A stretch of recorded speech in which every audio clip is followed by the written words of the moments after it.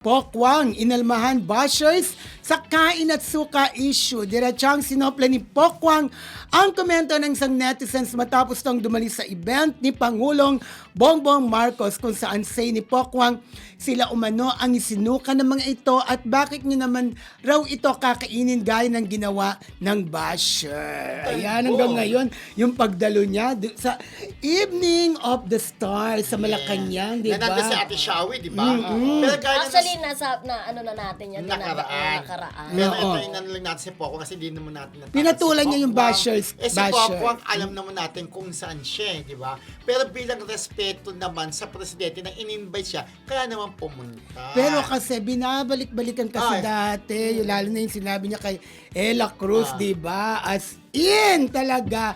Pero parang ang sinasabi niya kasi, nawala na yung unit team. Okay. Sa unit team kasi, Totoo naman. oo, Totoo andun naman si Vice President Sara Duterte, di ba?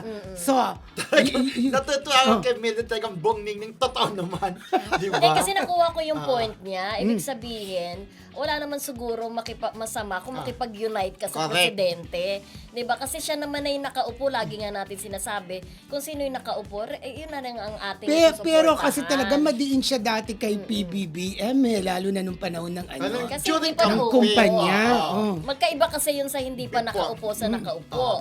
Oo, Kumbaga yun. pinakita niya, teka presidente ka, kumbaga kahit ano pang gawin, Kulay. Oo. kulay, kahit ano pang kulay nyo, lahat ito na sinasabi Ito niya, na yun nakikipag-unite na rin siya. Hindi kay Pangulo. rin. Charot! Ayaw talaga. Ang tagal kasi. Kasi iba yun eh. So, kanya-kanyang opinion. Oo, Kasi kanya-kanyang yung nakaupo opinion. na sa hindi pa nakaupo, iba naman din kasi senaryo yung nasa campaign. Pero pa, siguro diba? mas maganda rin nung panahon na yon, tumahimik na lang siya. Kaya tuloy ngayon, binabalikan siya ng mga basher. Yun lang naman yun lang naman.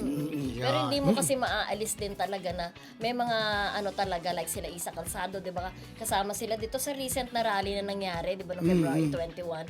May mga tao talaga na very vocal sila pagdating ng political color nila, 'di ba? Oo. May mga taong tayo. O, yun na nga, Ang kaibigan natin, di ba si Aiko Menendez? Si Aiko, bilib Aiko, talaga ako sa oo. kanya. Nire-respeto Oo, talaga bilib natin. ako talaga kay Aiko from the very start. Kung anong pinaninindigan niya, hindi siya nagbabago. Yun na nga, hindi katulad daw ni na Pokwang at kung sino pa, biglang nagbago. Kasi ang Pero mangyayari, wala naman masama doon kasi nga sinusuportahan mo kung sino yung nakaupo ngayon, 'di ba? kasi baka mamaya sabihin, in-invite ka na nga doon Oo, sa hindi ka pa Malacanang, pupunta. hindi ka pa pumunta na, para hindi mo pa rin matanggap na siya ng Pangulo. Pero si kasi, BBM. kinain niya yung paninindigan niya kasi binaluktot niya. Yung opinion ko lang naman, Kanya-kanyang kung ano ang opinion. opinion niyo, nirerespeto ko. Everybody, diba? sabi, everybody is entitled to his Correct. own opinion. Kung So, kanya-kanyang opinion. Oo. Siyempre, si Pokwang, parang feeling niya, teka lang, ano Oo. dito? Bigay ko ba may sinasabang due respect, parang due gano'n. respect. So, tapos na yung panahon ng kampanyahan, Correct. Oo. magkaisa na kasi unite tayo. Sabi nga, team unity, talbo. Ganon. Kaya yun ang reason kung bakit ayaw ko ng topic ng politics, di ba? Ah, Bakit may kanya-kanya ganun, di ba? din.